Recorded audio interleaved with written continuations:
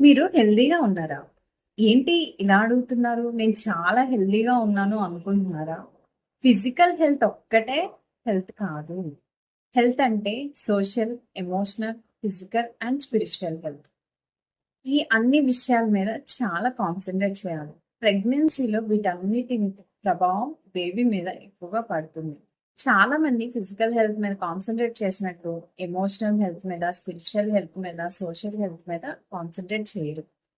మీ చుట్టూ ఉండే వారితో మంచి సంబంధ బాంధవ్యాలు ఏర్పరచుకోవడం, ఇంకా స్పిరిచువల్ విషయాల మీద కూడా కొంత సమయాన్ని కేటాయించడం, మరియు మెంటల్లీ హెల్తీగా ఉండడానికి డైవర్షనల్ థెరపీస్ లాంటివి, యోగా, మెడిటేషన్, మ్యూజిక్ వినడం, ఇంకా ఏమైనా డైవర్షనల్ యాక్టివిటీస్ చేయడం వల్ల మెంటల్ హెల్త్ కూడా ఎంతో బాగుంటుంది.